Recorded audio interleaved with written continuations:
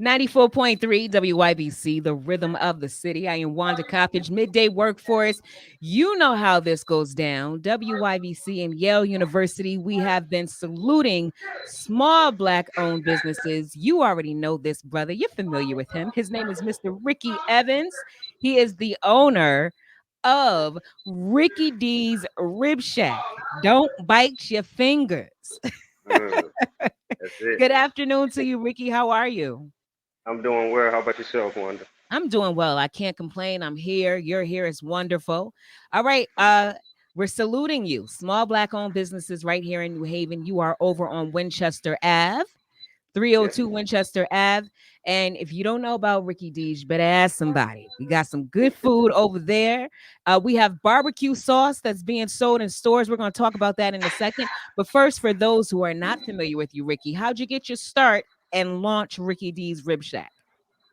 Well, I started my business about 8 years ago from a food truck. So late 2013, that's how I started. Just started off street vending, food truck festivals, those types of things, and then started doing catering. Had the opportunity to open up a brick and mortar restaurant about at this point just over 5 years ago. And I'm telling you, those 5 years went by fast, and we still Yeah. here. Still here. That's what's up. And you started with the food truck, but you no longer have the food truck now that you have the brick and mortar, right? Correct. I sold the food truck probably about like 3, 4 years ago, 3 years ago or so. Okay. And if you're listening to Ricky talk right now, you're probably saying, "Oh, he sounds a little southern," because he's not from here. Ricky, tell us where Right. you're originally from. So I'm originally from Cleveland, Ohio, but I've lived in Memphis, Tennessee for about 9 years. I say like more like my childhood was down there. Then moved back to Cleveland. Was there from like sixth grade through high school. And then ended up attending Virginia State University, located in Petersburg, Virginia. That's where I earned a bachelor's in science and business management.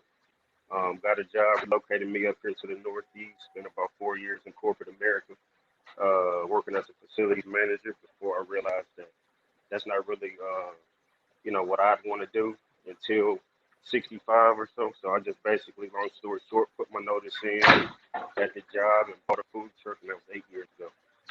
I know that's right. First of all, let's go back a little bit to Yeah, respect the Trojans, all hail state, Virginia State absolutely. University. Yep, yep, And then you said something wonderful. You said that that's not how you wanted to retire when you were working a job and you put all you bet on yourself and jumped out yep. there and followed your passion. What advice would you give to anyone that wants to be an entrepreneur here in New Haven to kind of follow in your footsteps, not just for the restaurant, but just to be an entrepreneur?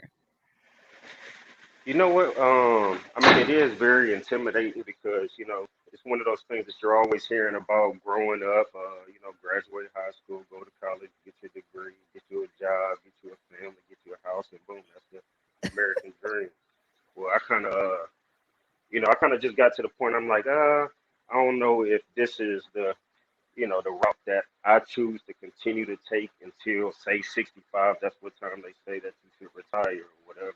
So I just basically, I just had the mentality like if I can go out, if I have to go out and do the difficult immediately for my boss or for a company or whatever, then I can do it for myself. So, Right.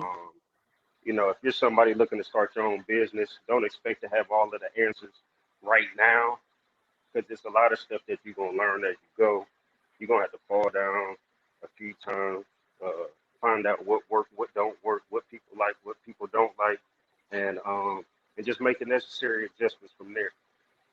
Now, speaking of what people like and what people don't like, you've been listening to your customers, and there was a request and heavy demand for some rice, and you just added rice to the menu now. Yeah, just added some rice to the menu. So we got some white rice. We mixed in like the peas and carrots in there, seasoned it up real nice, and you know, and now we'll see if folks come and actually order the rice, I know but they that's will. right. You asked for it, he Yeah. gave it to you. Tell us a little bit about the hot items on the menu. What are some of your best sellers? Best seller is definitely the ribs, beef brisket. I would say that those are the top two, followed by the wings, pulled pork sandwiches. That's like, if you're somebody that's like not really sure, I think the pulled pork sandwich is like something that you can kind of start off with a brisket sandwich. And then next time you come, you can try other things. definitely the top three. I would say the ribs, the beef brisket, and the wings. All right.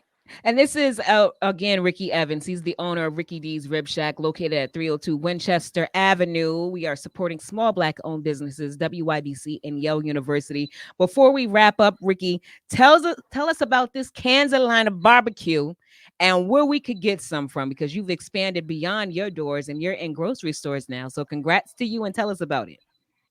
Oh yeah, appreciate it. Yeah, the Kesla is just something that I came up with on the fly on the food truck days.